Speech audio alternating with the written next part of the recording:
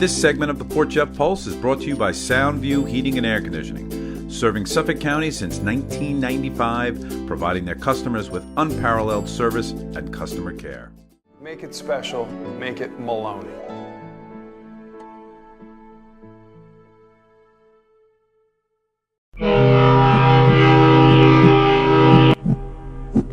Hey, Kev. Hello. Okay. Hi, Kat. I am like bubbling right now and jumping in my seat because I am sitting next to this gentleman, Cory Muscara. Because you're sitting next to a good-looking guy? Yeah, look, and you guys both have like tan jackets on. We planned it. We Yes. coordinated. 5 a.m. Bookends. Yes, I will admit the energy's high because we came off of Dom Famularo. Yeah.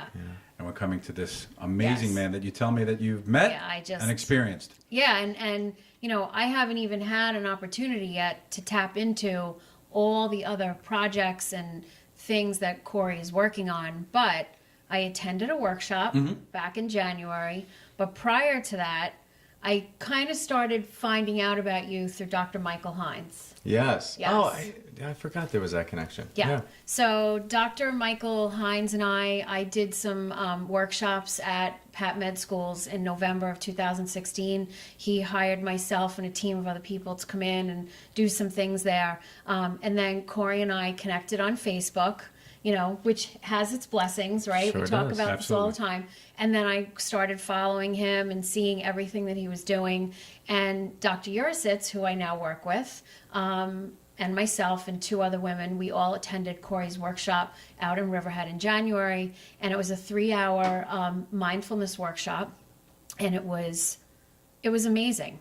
It was amazing. Yeah, you really liked it. It was incredible. And I was very nervous to attend that workshop because I have a lot of trouble sitting still. So all I kept thinking, you know, again, the misconceptions about meditation was that he was going to be sitting up in front of the room in lotus position, levitating, and the rest of us were all going to have to be... And you would be uncomfortable with the quietness. Yeah. Right. And I didn't think, because I have ADD, I didn't think I was going to be able to sit there and meditate. And I didn't get a chance to share this with Cory, but, you know, after he spoke for a few minutes and kind of, you know, got the room, you know, in where we needed to be, we did meditate. And I'll never forget it. It was the most profound experience because I thought, I don't remember if you said we were going to meditate for 5 minutes. You might. Yeah, I don't think I said the time. Okay. So I'm thinking, so I close my eyes, I start to get into the moment, and I can feel my heart start to race. And I started to get very jittery and nervous because I was like, oh my God, I have to sit still. How the hell am I going to do this? This is before we did anything, Yeah. right? Yeah. Right? I was like, oh my God, how am I going to do this? So we go through the meditation. Cory's talking the whole time, so I'm listening to his voice. I have my eyes closed. And then he has these most amazing bells that he chimes together to kind of bring you out of the moment. And when we come out of the meditation, I remember kind of opening my eyes and feeling kind of like groggy and, you know, getting back into the room. And he was like, okay, everybody, how's everybody doing? We just meditated for 12 minutes. And I was like, I was completely floored. What did Karen experience, Cory? Beats me. I don't know. I just, You know? it was the most amazing experience because I was able to sit. Yeah. You enjoyed it. That's the thing. And the thing that I love about him is that he is completely real and realistic about what is going on in the world. The stress that we are under is not going to go away. And he is taking mindfulness and meditation and teaching us how to kind of weave it into our lives, even if it's like little snippets. Yeah. Well, thank you. Thank you. And I'm so glad you had a wonderful I first did. experience. I did. Yeah, I so did. It was a great. positive It was promotion awesome. for that particular Yes. session. Now, what was that particular session? What did you project it to be? Yeah. So that's my most popular introduction to mindfulness workshop. I run a lot of different things on Long Island and around the country. An 8-week course, a 4-week course, a weekend retreat, a 5-day retreat. But the way I often can reach the most people is through this 3-hour workshop because not everyone can commit to doing an 8-week course or a weekend retreat. Right. So this I run usually 3 times a month, all in one weekend at 3 different locations around Long Island. to give people as much of a comprehensive overview of what mindfulness is, why it might be worth cultivating, the science behind mindfulness, how it relates to what I see to be the biggest pain points for people: stress, anxiety, depression, the rumination, the judgmental mind, the inner critic mind, and just this capacity to be able to focus and be present more at will. Because it's not so easy, right? I was told my entire life by teachers, Cory, you need to pay attention. No one actually taught me how to pay attention. Yeah.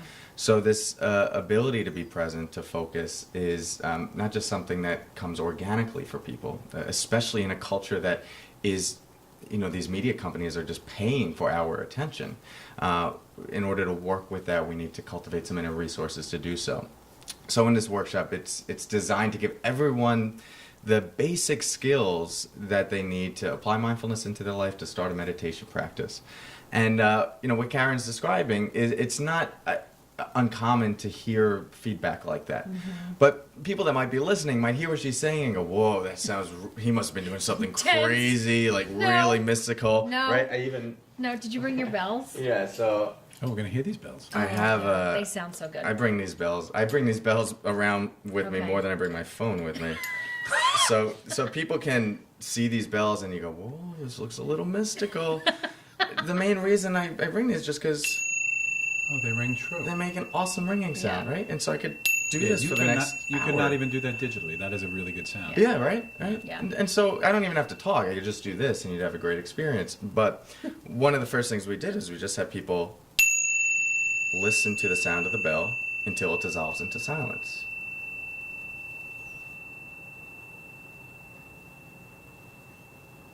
And we just see if we can follow it up until that transition moment. Yep. Not because it's taking us to any other spiritual realms or a deeper place, but because it's requiring us to be present. And if we're to- paying attention and to pay in that attention. way. Yeah. Right. And so I would say what Karen experienced, well, I can't put a frame on I was able it. to pay attention. That's what that's what happened. I think our I was lives able to are pay so attention. much on automatic pilot. We're going from one thing to the next, crossing so many things off our to-do list that we get out of touch with what's happening here. So true, my God. It's just Yeah. ring. And So we get true. this opportunity to drop in, and it's like, where has this been? It's nothing that unique. You put someone in a forest for 2 days straight, they're going to reconnect with that space inevitably. Right. But everything in our culture is taking us out of that. And when we revisit it, it's almost like coming home. Right. It's scary, right? Yeah. Because, I think I heard you say that it's not going to get any better.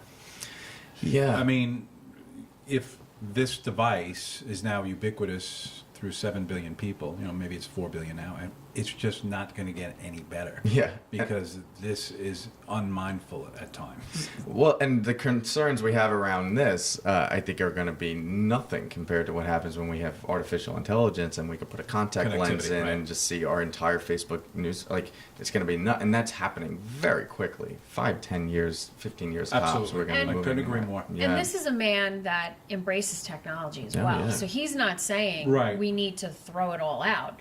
He's just saying it's got to find its place in your life, and create that balance. It's funny. I think some people connect getting back to mindfulness or relaxation with taking a vacation. And what's funny about that, sometimes that even becomes more harried than where you were, for example, here on Long Island. So you go there and, I don't know, you go to Mexico and you drink for 7 days. Yeah.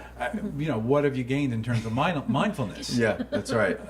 Yeah, and so that's what I would. I want to make some distinctions around mindfulness meditation, and we won't go too deep into this here, but more. I see a lot of people coming to this practice for what I would consider spa-like meditation, which is, all right, I'm just going to sit here. I'm going to close my eyes. I'm going to be completely at peace. And that's great. We need a little bit more of that. But if that's the sole intention, then I would say do something like go to Mexico. I would say go to a spa for a day and just completely disengage, take a hot bubble bath. And that's going to be great. It's probably going to be more relaxing than listening to my voice for 12 minutes, just talk about focusing on your breath. The distinction is in mindfulness meditation, what we're cultivating is not so much relaxation intentionally, but more a moment-to-moment awareness of our experience. Now, as we do that, we start to become aware of everything going on, right? The thoughts coming and going constantly. I'm not good enough. What's wrong with me? I'm a terrible person. Well, look at that thought process, right? The more that we start to see that, the more we say, all right, those thoughts are there, but I don't necessarily have to take them so seriously. And when I notice a thought, I observe it, and then maybe come back to the breath. Or maybe I just observe it like a cloud passing through the sky, but don't fuel it. Right now you're developing something that I would call an inner resource, a new capacity to be with something that would typically trigger a whole cascade of other thoughts and get you into this ruminative cycle for 24 hours, 7 days, 10 years of your life of like, what's wrong with me? The story of I, the story of me. And you're cultivating what I would say more of wisdom, this ability to see the truer nature of your experience and not be so enslaved to it. And so this distinction between like spa-like meditation versus what I would say wisdom meditation. I get it. You get it? You so. Right. Now I understand how we open your eye. Because about a month and a half ago, right, we were talking about this per se, you know? Yes. This, Yeah. Wow, fantastic. Yes. Yeah. Learning to, it's almost like, what's the old saying? Teach a man to, right? That story. Give a there man where, a fish, yeah. feed him for a day, teach right. a man a fish. And that's what I'm saying. You can artificially put somebody in a quieter, mindful atmosphere, but it doesn't necessarily allow them to trigger their own mindfulness and That's awareness. Right. So I completely get it, and it's a great tool. Yeah. I love it. Tell us about some of the things that, tools that you have that, and honestly, workshops and things you may have here for our audience, when you're on Long Island. Sure. Yeah. I mean, the majority of what I what I run and what I teach is on Long Island. So I run the Long Island Center for Mindfulness. Within that, the most popular workshop I run is that 3-hour introduction to mindfulness. So that all people can find that on my website. But I also run a donation-based group every Tuesday evening, 7 to 8:30 in Sable. So that's been running since October. We usually get anywhere between, I would say, 50 to 80 people that come to that each Tuesday. Yeah, have you been there yet, Karen? No. Yeah, so that workshop is growing. And 50 to 80 people. yeah, it's special. We didn't know what it was going to turn into, but I lead that workshop most Tuesdays. If I'm traveling, I'll get a guest teacher to come in. Okay. And that's for anyone that just wants an introduction to mindfulness or a place to practice meditation. It's donation-based, so it's open to anyone that, whatever finances are. I do a basic 10-minute intro before that class starts, and then we'll do about 30 minutes of meditation together, and then people have a chance to connect, and then I'll give a talk on something related to happiness, positive psychology, well-being, mindfulness, etc. If you want a comprehensive overview of mindfulness, then the 3-hour workshop is better. Some people first start with the Tuesday night and then they take the 3-hour. But then if you really want to dive deep, that would be retreat. the 8-week or the retreat, the 8-week mindfulness-based stress reduction course, which is actually the most popular and well-researched mindfulness program, or one of the most popular and well-researched mindfulness programs in the world. Tell Kevin a little bit about that, about Mass General, Dr. Kravitz. Dr. John Kabat-Zinn. Oh, Kabat-Zinn, Close, sorry. Kravitz, John okay, Kabat-Zinn. Sorry. Yeah. Tell him a little bit about that. Yeah, this is often what sells, I hate the term sells mindfulness to people, but mindfulness still has a big stigma, or meditation has a stigma around it as pie in the sky, hippie, spiritual. And for me, the main reason I got into this was through John Kabat-Zinn, who founded this program, Mindfulness-Based Stress Reduction. Now, when many people think of John, and think of like a meditation teacher, they think, all right, it must be hippie, spiritual. John's a scientist and a very good scientist. He got his undergraduate degree from MIT and did his PhD in molecular biology from MIT. Not something like psychology where maybe we could see an intersection. Molecular biology. This was the 70s, late 60s, 70s, where he was doing this work, was into meditation, but nobody at that time in academia was talking about meditation. So he remained a closet meditator. And it wasn't until he graduated that he saw people at UMass Medical Hospital just falling through the cracks of the healthcare system, and said, I'm going to start this program, called it the Stress Reduction Program, and it was based on these different mindfulness principles. Took people with chronic pain, depression, anxiety, that were terminally ill, and ran them through this course that met about once a week for 2.5 hours, included a meditation practice. And after that, people were saying, the intensity of my pain has decreased. The prognosis of my life still might be the same, but I feel like I'm actually living my life rather than dying before I'm actually dead. People with severe stress or anxiety feeling like that was starting to be pacified a bit, severe depression starting to go down. And so over the last 35 plus years, this has grown. and sparked a cultural interest, an academic interest in what is happening Right. with mindfulness meditation. Right. And now we have, thousands of academic articles just supporting the efficacy of this. We see that the brain starts to change when you practice mindfulness.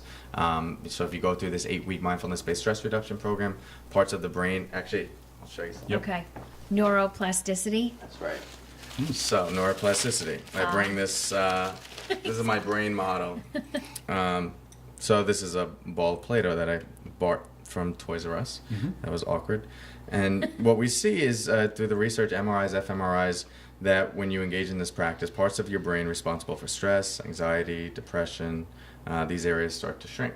And then areas responsible for empathy, compassion, the ability to concentrate, memory, these areas actually start to grow.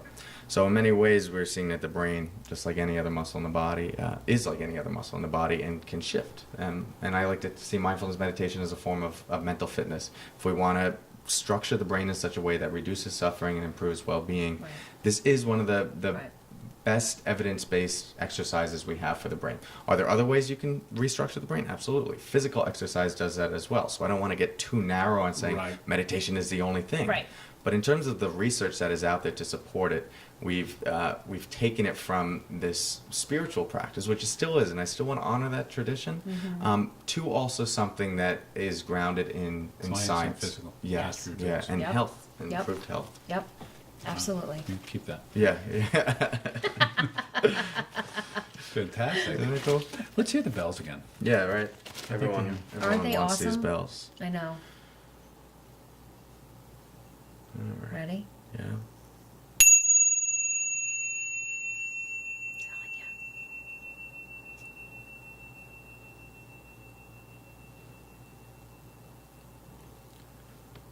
It's pleasant. It is. Yeah. It's a It good just- It makes me sound. want to talk soft. Kevin's a musician, too. So Yeah, that's an A sharp. yeah. Is it? Do you have a perfect pitch? I would be impressed. Hey, maybe. Yeah. Check that out.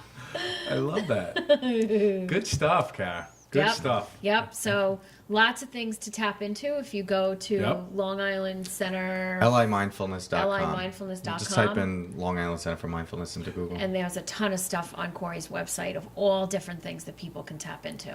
The Sayville introduction night, is that only done by you? Do you have guest speakers? Do you have When I'm peop- traveling and teaching, that I will have a guest speaker come in. Usually that's not too often, once a month or once what every I 2 meant months. is even when you're there, or is it just This is not. This is ongoing. So Yeah. if I'm in town, I will always be You are teaching there. that group. and Yeah. singularly you? That's Yes. kind of leading. Okay, Yes. fantastic. Right. Yeah. And that's again Sayville. Yeah, Sayville, 7 to 8:30 Tuesday nights. The location is 11 Collins Avenue, Okay. the old Sayville Library for anyone that used to live in Sayville, right across from Absolutely. Terrace. So what a great way to be introduced. Yeah. Start with Yeah. that. I love it. I Right. think the world needs more of this, and we are going to be forced into, realizing and being aware of this. There's just too much going on. I just see people just like, whoa, whoa, whoa, like their heads are. I look at them like this. Oh yeah. No, it's okay. Let's stay straight and mindful. That's a great word. And it's very hard because we are being so distracted and pulled Distracted's in so the many word. different directions. So I remember Cory saying, you just have to try to just be present in the moment. Like what Dom was saying, be present in the moment, and be grateful for what's happening and what's going on right now in that moment. But then there are things that you can do to alleviate some of these stressors, that we have going on, in our life. What's your personal feeling about corporate America trying to grab your attention via, heavy advertising, which is, that's a component of advertising, as you know. Sure. You can't get a message out once. You know this. You have to. I'm sorry to use the word, but you have to keep kind of getting it out, beating people over the head with things to be polite about it. Yeah. It's counter to what we're talking about. But is it a matter of filtering, being able to filter through these messages? I think of like corporate America, Times Square, for example, where it's just overwhelming messaging. Yeah. But we're getting that now again on everything we do. Yeah. What do we do? It's a battle. It is.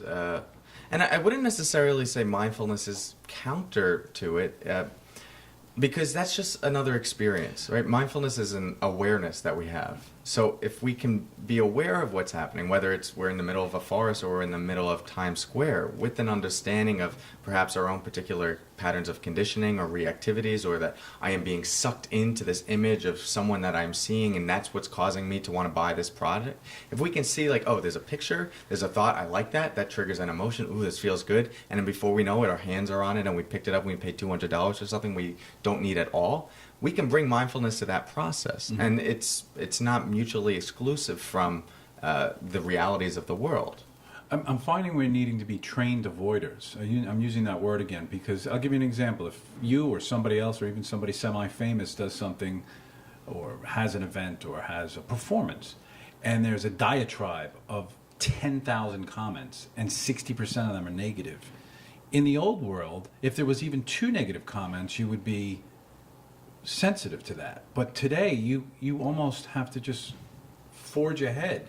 First of all, you're not reading 10,000 comments. Nope, you're lying if you're telling me you are. So you have to get past that.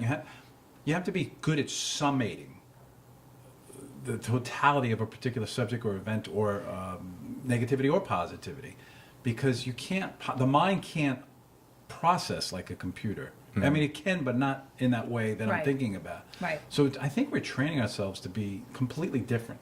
As you said, with the implants and things like that, we will be a different species at one point. Yeah. Right? Yes. I mean, the amount of evolution culturally, technologically that we've had in the last 10 years is greater than anything we've seen within a generation. And it's compounding. Yes, it's exponentially increasing just because we can build on certain aspects of technology that we didn't have before that allows for this exponential growth. What I will say, because we can't predict anything, no. we can try, but I don't know what good that serves us, is that they're inevitable realities that we face, and we can be intentional about perhaps how we're activists around certain things and where we put our voices, but things are changing. The momentum is too strong to just stop this. And I think we just have to be careful around demonizing it too much or putting our heels in the ground too much, because I think it could just end up causing us more tension, more frustration. More stress. And more, I like to see how can we look at what's happening, and instead of fighting it, instead of just going with it, how can we kind of join it, blend with it, but then use it in a skillful way? Not totally sure what that looks like. Yep. But you're learning yourself then. Yeah, we all are. And anyone that I think has the answer is probably trying to sell you something. There's different things that we can do to manage it, but we're all kind of just riding this wave together. Right. What I would say for parents, because I get a lot of parents I work with, this fear around their kids. Like my kids are just on their phones all day. Great subject. It's real, and I hear you. Well, I don't, because I don't have children, but I work with kids, and I run a kids group for 6 to 11-year-olds, and I know this is a reality, and it does concern me when I do have children that this will happen as well.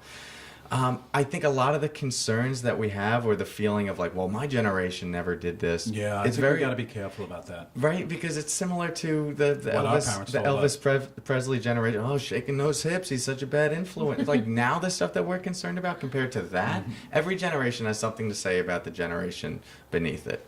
I was probably the last generation to grow up where we didn't have a screen in front of us. Yes. Yeah, and you know, let's use this example. When a mother, and I've seen this a million times, and it's sad, I think, but we should talk about it. When a mother is quieting her baby by giving a iPad. There's iPads in 3-year-olds now. So that's what I mean about that human being has to be different, because, you know, you're not growing up, your eyes on your mom and your dad, or both. You're not, you know, it's not there. I've seen where there's even ignoring. It's really kind of... So it's just going to, I'm not going to judge it. I'm going to say we have to have different human beings growing up. Maybe socially completely different. Yeah. The Dom Famuleros may be over. Yeah, I think we have to be open to the potential of a different reality, meaning that, these kids have, a lot of them have iPods at age 2, iPhones. And I just want to say one thing around that, which is, we don't necessarily know how bad that is, if it's the worst thing. And the realities are, if technology is going to be there in a huge way, someone could make the argument that it's important that they're well versed early on. I'm not necessarily making that argument. I say it could. Well, the be. thing is, when we see our teenagers with their eyes down on their phone, they are communicating with other people. Let's make that clear. Right. Several dozen at the same time, as a Right. matter of fact. Snapchat, for example. So that is happening. They're not, hopefully, looking at how to become a devil worshiper. Which I'm not Right. trying to make a joke, but they No, are I know. communicating. So it's It's just just a different form of communication. Yeah, it's yet and to to be- them, like my son's 15, so to him, communicating on Snapchat, that's perfectly normal perfectly normal. to him. Yeah. He's not picking up know. your home phone and calling Johnny, Right? No, and he's not accepting a call from Johnny they don't. They don't pick up the because phone Johnny's and not call. calling. No. Yeah. No. Yeah. So No. that's that. All right, we'll see what No. happens in that. I know. 10-year Yeah, period. I would just say we have to keep a spacious mind, a spacious heart around, and to just ground it in something more practically. We just don't know yet what the full implications are. Often the big fear we have is coming from our own concept or construct in our mind of what should be, and it's not that, and we're going to fight it. This When happens I with was every a kid, generation. I was out on my bike all day long, and that's where it comes from. And when I was a kid, we didn't even have bikes. We had to walk everywhere. And when I was a kid, right, no one even taught us to walk. All right, that one's And ridiculous. so But just you can I've see I've the already layers of made this. the argument that people will be like, "You carrying around a box? Were you nuts? Yeah, yeah. Yeah. You had to carry this around. What if you dropped it?" That's Right. right. That's do every right. day. Right. Exactly. Exactly. Good stuff, Cory. Yeah. Excellent Exactly. stuff. We will absolutely be following you. Yeah. I'm going to attend one of these workshops myself. All right. I love it. We can go together if you Yeah, want. we can do that. Yeah. Just to get quiet though. Don't Yeah. don't. Yeah. Go on a Tuesday. Yeah, yeah. And if people can't make it in person, if they go on my professional Facebook page, which is just facebook.com/Cory Muscara, CoryMuscara. You can like my page, and then I live stream this group every Tuesday, and the Oh, okay, recordings are there as fantastic. well. So Yeah. 7, Oh, 8, 30 wonderful. p.m. Yeah. Wow. Yeah. But you should still Great come tools. in person because Yeah. it's a whole different element. Yes, and it looks Yeah. great in person. So, Yeah. Cory, thank you Exactly. for all your wisdom, Thank you. your services. We're excited. Thank you very My much. pleasure. Thanks, Excellent. guys. Thank you. Take care.